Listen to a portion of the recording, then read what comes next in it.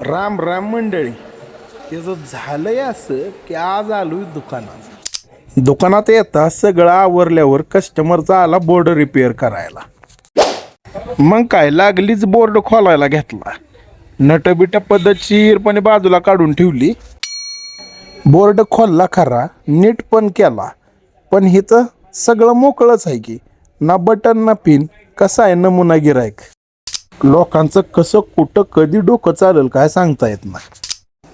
कसं आहे सूप संध्याकाळी लय नाही पण थोडी थोडी थंडी वाजत होती म्हणून म्हणलं चला रामबाईकडे जाऊन येऊ. आता पहिल्यांदा कडेला जोरात उचलून आपटलं, पुन्हा अलगदपणे थोडासा मसाला टाकला आणि उगीच थोडीशी कोथिंबीर पण टाकली आणि पुन्हा अजून जोरात उचलून आपटाय चालू केलं. थांबा जरा अजून. मग रामूबाईला म्हणलं, रामूबाई घरच्यापेक्षा तर फास्ट आमलेट तुम्ही बनवताय, घरनं अंडे आणून दिले तर आमलेट द्याचाल का बनवून. मग काय रामूबाई म्हणलं, ही घ्या सूप प्या आणि सूप पिऊन झालं की थेट घर गाठा तुम्ही. येड्यात काढवायला काय आम्ही दिसलो काय सकाळ धरणं तुम्हाला. मग काय पिशवीत घेतलं पार्सल आणि चाललो घरला.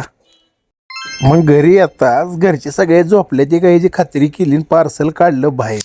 बराच वेळ झालं मस्ती करतोय म्हणून कोंडून ठेवलेल्या राईसला अलगदपणे जराही त्रास न होऊ देता ताटात बाहेर काढलं. घे बाबा म्हणलं मोकळा श्वास, गुदमरला चिल. आता मला सांगा, माणसं म्हणते ती तुझ्याजवळ माणुसकी नाही. माणुसकी असल्याशिवाय मी त्या पिशवीतल्या राईसला बाहेर काढलं का बरं. जाऊ द्या, लोकांचं काय करायचंय आपल्याला. माझ्या बी ओरडत्यात पोटात कावळं आणि मला जी बघते ती लय भारी माणसं आहे ती. तेवढं लाईक शेअर सबस्क्राईब करा की. धन्यवाद.